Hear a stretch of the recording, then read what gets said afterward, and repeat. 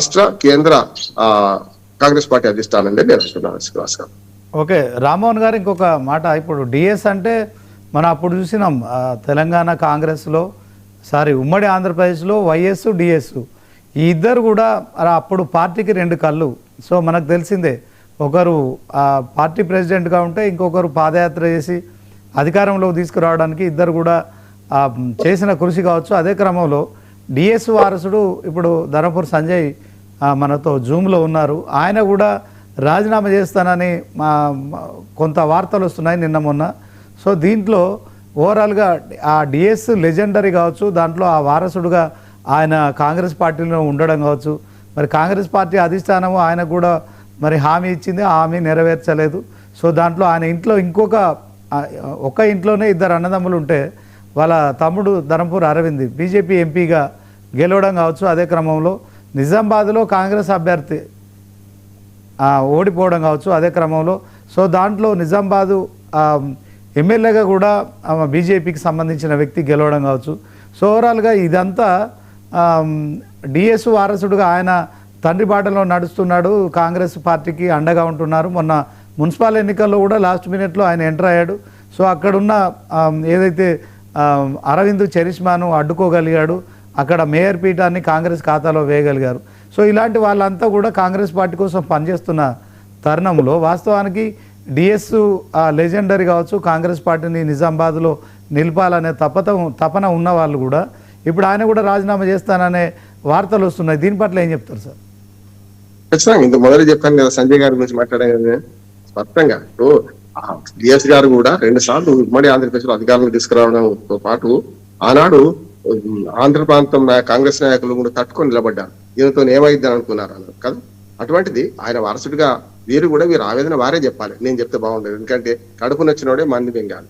ఏం కడుపు నచ్చిందని వారు చెప్పాలి, నేను చెప్తే ఎట్లుంటది కదా. అందుకని సంజయ్ గారు చెప్తారు ఏం జరుగుతుంది. అంటే నేనేమంటున్నా అంటే రామ్మోహన్ గారు, ఇప్పుడు ఆయన పార్టీలో ఉన్నాడు, ఆయన ఏదో పదవి ఆశిస్తున్నాడు. ఎందుకంటే పదవి అనేది ఖచ్చితంగా ఒక కార్యకర్తలు కావచ్చు, ఆ తర్వాత ఆ ప్రాంతంలో ఆయనకు ఒక అధికారం అనేది కట్టబెడితే తప్ప, కాంగ్రెస్ పార్టీలో ఆయనకు ఒక పొజిషన్ ఉంటే తప్ప ఆ పార్టీని కాపాడడం కావచ్చు. అదే క్రమంలో అధికారంలో ఉంది కనుక ప్రభుత్వంలో ఓ పొజిషన్ ఉంటే ఖచ్చితంగా ఒక ప్రోటోకాల్ కావచ్చు, ఏదైనా అభివృద్ధి కావచ్చు, ప్రజలకు అండగా ఉండడం, ఇలాంటి కార్యక్రమాలు చేయాల్సిన అవసరం ఉంటుంది.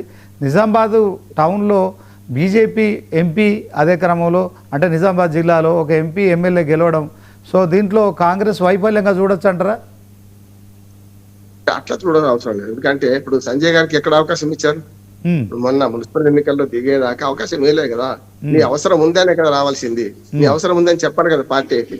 మనం చొచ్చుకోలేం కదా. చొచ్చుకోపోయినా కూడా అక్కడ అవకాశం లేకుంటే, ఉదాహరణ కార్పొరేటర్ల ఎంపిక ఉందనుకోండి కాంగ్రెస్ పార్టీ నుంచి, ఎవరు ఎంపిక చేస్తే దాన్ని ఎట్లా గెలిపిస్తారు?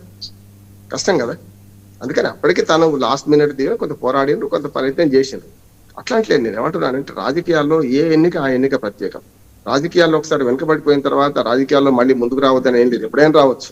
రాజకీయాలు ఎప్పుడు శాశ్వతంగా వెనకపోవడం, శాశ్వత మిత్రుడు శాశ్వత శత్రువుడు ఉండరు. అంతేందుకు డిఎస్ గారి చూడండి, ఎండల లక్ష్మీనారాయణ గారికి గెలుస్తారని ఎవరైనా అనుకున్నారా అన్నాడు. ఒక్కోసారి లెజెండ్ను ఓడించే వాళ్ళు కూడా వస్తారు, అది ఆ టైం అంతే. అట్లా అందుకనే అంటే ఆయన పార్టీ మారడానికి కూడా కారణం ఉంది. అప్పుడు ఏది శ్రీనివాస్ గారు పార్టీ మారడానికి కూడా ఓ కారణం ఉన్నది. ఆనాడు దాకా కాంగ్రెస్ పార్టీ అందరానికి ఎత్తిన వాళ్ళు పక్కకు పడేసేసి నీతో పని లేదు అని సేమ్ ఇప్పుడు సంజయ్ గారికి ఏ పరిస్థితి, ఆ పరిస్థితి వచ్చినప్పుడు కదా బీఆర్ఎస్ లో జరిగింది. ఆయన బీఆర్ఎస్ ఎక్కడ టీఆర్ఎస్ అప్పుడు చేరింది కదా. అందుకని ఏమంటా అంటే ఎవరిదైనా సరే మన పిల్లలు కూడా మన మీద అలుగుతారు కదా శ్రీనివాస్ గారు. ఇప్పుడు పార్టీలు తల్లిదండ్రులు లాంటి పార్టీలలో పిల్లలు కూడా మనకు కుటుంబం అంటే పార్టీ కూడా కుటుంబమే కదా. కుటుంబంలో అలిగినప్పుడు ఏం చేయాలి? వాడిని చంపేయం కదా.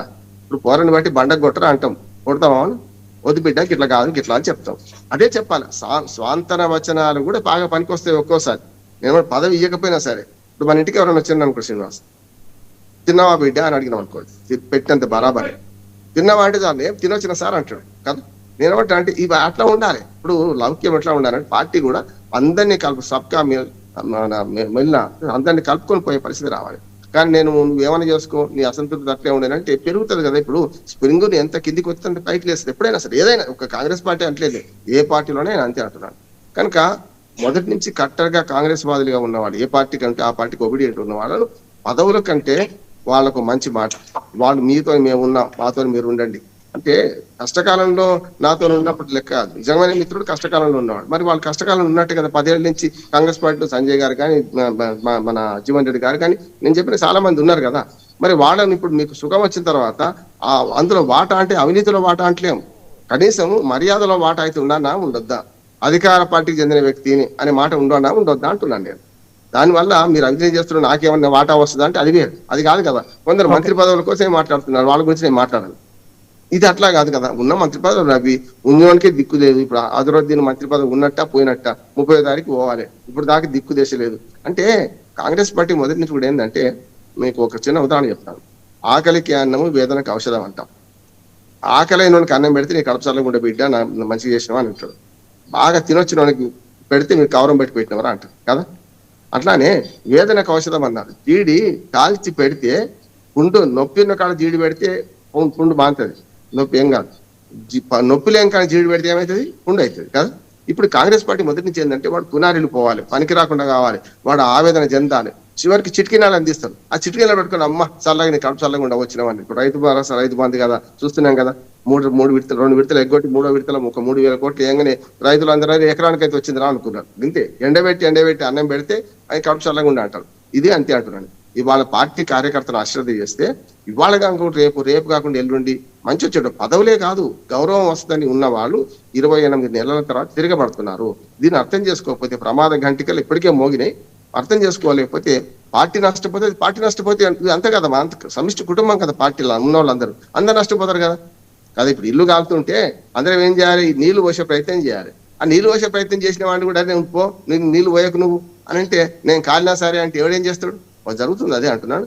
దానికి స్పష్టంగా నేను చెప్తున్నా, కాంగ్రెస్ పార్టీ పథకాల అమల్లో విఫలమైంది. అలవిగానే హామీలు ఇచ్చింది, హామీలు ఇచ్చిన వాటిని నెరవేర్చుకోలేకపోతుంది. దాన్ని దబాయించడానికి ఏది పడితే అది మాట్లాడుతున్నారు అధికారంలో. ఇప్పుడు ఒక మాట చెప్పొచ్చు, ఇప్పుడు సంజయ్ గారు ఆవేదనే కాదు, మనకు చాలా మంది లోపల ఆవేదన ఉంది, బయటపడతలేదు. ఎందుకులే, ఇంకో 2 ఏళ్ళ అధికారంలో ఉంటుంది, అనవసరంగా ఎందుకు, ఇప్పుడు కంట ఏం చేద్దాం, కంట కావడం ఎందుకు అనుకుంటున్నారు. కానీ వాళ్ళ లోపల ఆవేదన ఉండాలి. ఒకసారి మీరు లైట్ ఎత్తుకు వెళ్తే 190 మంది ఆవేదన ఉంటుంది. కాంగ్రెస్ లో మళ్ళీ వర్గాలు వచ్చేసినాయి. టీడీపీ కాంగ్రెస్, మళ్ళీ అసలైన కాంగ్రెస్, మధ్యలో వచ్చిన వాళ్ళ కాంగ్రెస్, గిన్నె కథలన్నీ కూడా. కనుక ఇవన్నీ పరిహరించుకుంటే మంచిది.